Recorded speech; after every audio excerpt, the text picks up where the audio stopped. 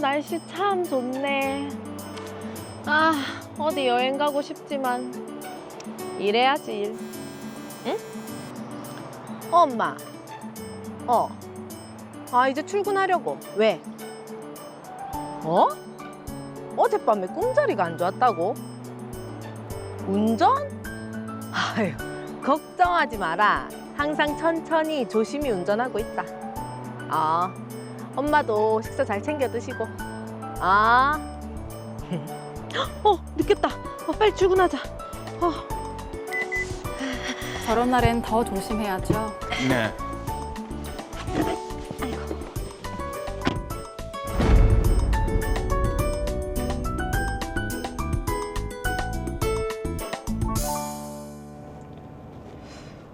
시골길이라 그런가? 출근길 풍경은 좋네. 근데 도로에 가로등이 너무 없어서 퇴근할 때 너무 어둡단 말이지. 그래도 뭐 천천히 운전하면 괜찮겠지.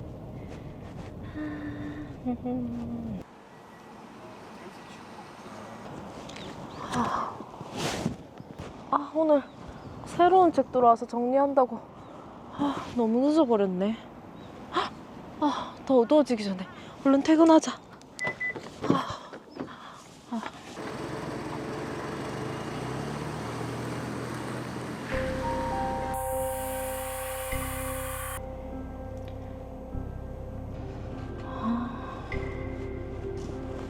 아니 이제 낮 시간이 길어질 때가 안 됐나? 왜 이리 어둡노?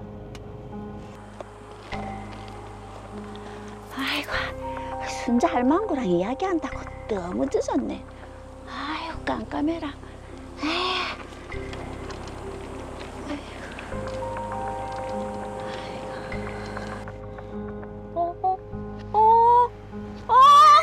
아이고, 아이고.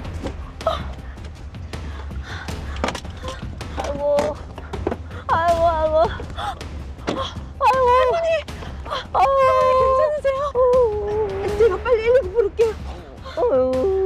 예, 여기 사고가 났어. 빨리 와주세요. 할머니 괜찮으세요? 할머니. 할머니는 괜찮으세요? 그 다른 데는 다 괜찮으신데 그 갈비뼈가 그 여러 군데 골절됐다고 하더라고요. 가로등이 없어서 길이 너무 어둡기도 했고 도로 한복판에 갑자기 나오셔서 제가 보험 처리 다 해드리겠습니다. 무슨 일 있으면 꼭 연락 주세요. 예. 네, 그럼.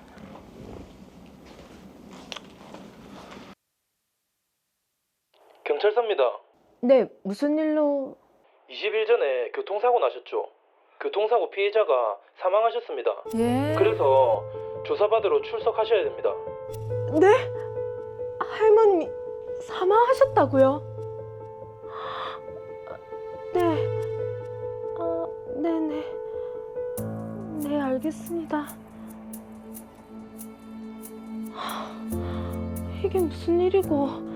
아니, 그때 분명 병원에서 갈비뼈 골절 말고 괜찮다고 했는데.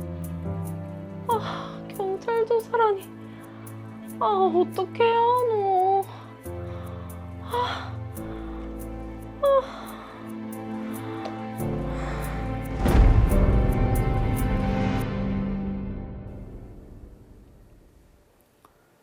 네, 마음이 무겁습니다. 무엇보다 김은희 씨도 충격이 크실 것 같아요. 그러니까요. 이게 지금 교통사고 피해자 할머니께서 돌아가실 거라고는 아무도 생각을 못 했을 텐데 네. 김은희 씨가 어떻게 대처해야 될지 한번 알아보도록 하겠습니다. 사건 정리합니다. 더 로이어 사건 번호 제 594호입니다. 김은희 씨가 출퇴근하는 길은 가로등이 없는 시골 도로였습니다. 그래서 평소에도 조심히 운전을 하는 편이었죠. 어느 날 김은희 씨가 퇴근을 하던 중 갑자기 중앙선 가운데에서 70대 할머니가 나타났고 김은희 씨 차를 향해 걸어왔는데요. 할머니를 발견한 김은희 씨는 즉시 브레이크를 밟았지만 할머니를 치고 말았습니다. 김은희 씨가 차에서 내려 할머니의 상태를 확인해 보니 외부로 보이는 심각한 부상은 없었는데요. 김은희 씨는 구급차를 불러 할머니를 병원에 옮기는 조치까지 취한 후 귀가했습니다. 그런데 약 20일 후 김은희 씨는 할머니가 사망했다는 소식을 듣게 되었고 경찰 조사를 받게 되었습니다. 네, 은희 씨가 사고 당시에 정말 적절한 조치를 취했고 그리고 할머니 상태가 그렇게 심각해 보이지 않았기 때문에 돌아가실 줄은 꿈에도 몰랐을 것 같은데요. 어떻게 해야 될지 모르겠습니다. 한세영 변호사님 어떻게 보셨습니까? 네, 김은희 씨 많이 당황스러우실 것 같은데요. 우선 김은희 씨는 변호사를 선임해야 하고 피해자 유족 측과 합의도 해야 합니다. 제가 미리 알아보니 김은희 씨는 최근에 운전자 보험에 가입을 했는데요. 이 운전자 보험을 활용하면 될 것으로 보입니다. 자, 변호사도 선임을 해야 되고 피해자 유족과도 합의를 해야 되는데 자, 운전자 보험을 어떻게 활용하면 된다는 말씀이시죠? 네, 운전자 보험은 자동차 보험이 보장하지 않는 운전자의 형사적 책임 비용을 보전하기 위해서 가입하는 선택형 보험 상품인데요. 네. 벌금, 형사비금, 변호사 선임 비용 등 다양한 비용을 담보하기 때문입니다. 오, 제가 목욕탕에서 광고를 한 번씩 본 것 같은데 운전자 보험 그게 형사 합의금까지도 보장이 되네요. 그렇습니다. 형사합의금 담보는 말 그대로 교통사고로 형사처벌을 받게 된 경우에 피해자에게 합의금을 보상해주는 담보인데요. 먼저 교통사고로 형사처벌을 받게 되는 경우로는 피해자가 사망하거나 중상해를 입게 된 경우 그리고 12대 중과실을 위반한 경우가 있을 수 있습니다. 여기서 중상해는 피해자가 불구가 된 경우 정도로 생각하시면 됩니다. 네. 이렇게 형사처벌을 받게 될 상황에서는 합의를 하는 것이 형량을 줄이는 데 가장 좋은 방법인데요. 피해자가 사망한 경우 합의가 이루어지지 않으면 구속이 되는 경우도 있습니다. 네, 자, 형사처벌을 받게 되는 경우에는 어쨌든 피해자 측과 합의를 하는 게 중요한 것 같고 보험에서 이 형사 합의금은 얼마까지 보상이 됩니까? 네, 보통 피해자의 진단 주수에 따라서 지급되는 보험금이 달라집니다. 그리고 최고 한도를 얼마까지 해서 가입할지에 따라서도 지급되는 보험금이 달라지는데요. 일반적으로 사망 시 1억 원이 지급되는 수준으로 많이 가입을 하고 있습니다. 네. 이 정도 규모로 가입할 경우에는 6주부터 10주 진단까지는 2천만 원, 11주부터 20주 미만은 7천만 원 내지 8천만 원, 20주 이상이거나 중상해 또는 사망한 경우에는 1억 원이 지급됩니다. 자, 변호사님께서 이제 합의를 하는 것이 형량을 줄이는 가장 좋은 방법이다라고 하셨는데 이게 합의금이 지급이 되면 형량의 변화가 많습니까? 네, 우선 인터넷에 찾아보면 진단 1주당 어느 정도 합의금이 적정하냐 이런 글들이 많은데요. 보통 50만 원에서 70만 원이 적정하다는 글들이 많이 있습니다. 하지만 적어도 교통사고에서는 이것이 옛말이 되었습니다. 일부 운전자 보험 탓이라고 할 수도 있는데요. 피해자들도 그 정도 금액으로는 최근에 합의를 하려고 하지 않습니다. 네. 사망사고의 경우에도 과거 운전자 보험이 유행하기 전에는 형사합의금 3천만 원 정도 지급되면 적절한 합의가 됐다고 보는 수준이었는데요. 그러나 운전자 보험이 대중화되면서 이제 사망사고 시 피해자 측에서 3천만 원을 받고 합의를 해주는 경우는 잘 없습니다. 어쨌든 법원에서는 합의 금액에 따라서 양형에 상당히 많은 고려를 하고 있는데요. 보통 금고형이 선고되어야 하지만 벌금형이 선고되는 경우도 종종 있고 심지어 사망사고에서도 벌금형이 선고되는 경우도 있습니다. 네. 야, 차이가 꽤 크네요. 그러네요. 근데 그 아까 말씀하신 그 변호사 선임 비용도 보장되고 하셨는데 그것도 좀 자세히 설명을 해주시죠. 네, 변호사 선임 비용은 말 그대로 형사 변호인을 선임하는 데 들어가는 비용을 보상해주는 담보입니다.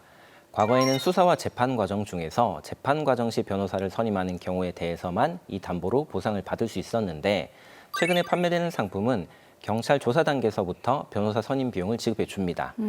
따라서 이 담보가 있다면 경찰 단계뿐만 아니라 재판 과정까지 모두 보험으로 변호사 선임 비용을 보전받을 수 있습니다. 자, 아까 말씀하시기를 김은희 씨도 이제 운전자 보험을 활용하면 될 거라고 하셨는데 운전자 보험 혜택을 얼마나 그럼 볼 수 있을까요? 김은희 씨는 형사합의금 담보 한도를 1억 원으로 한 운전자 보험을 가입해두고 있었는데요.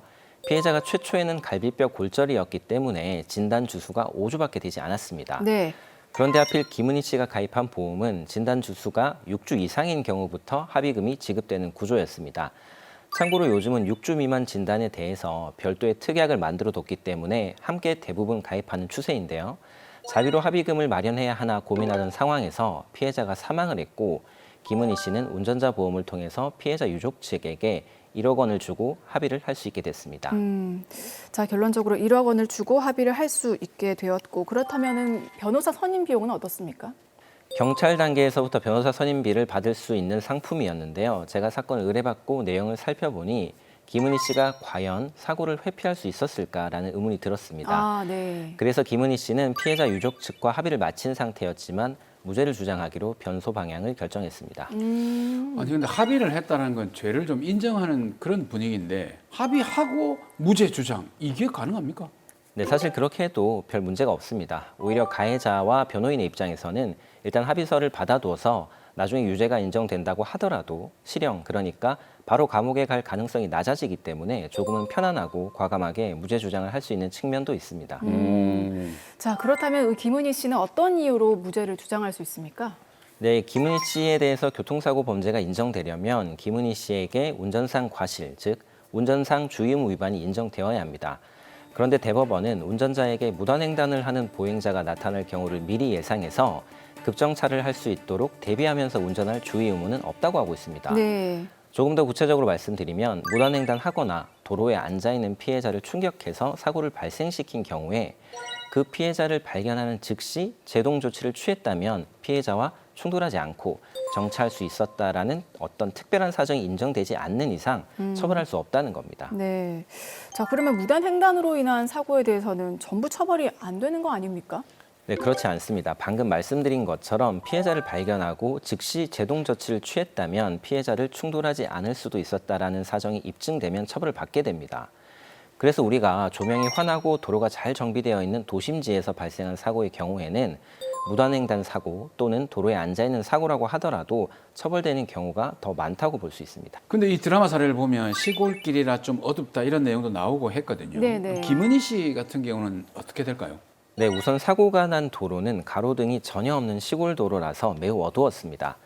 그리고 도로가 좌측으로 구분 형상의 도로이다 보니 전조등 불빛으로 피해자를 확인한 이후에 제동을 하더라도 도저히 충돌을 피할 수 있는 거리가 나오지 않았습니다.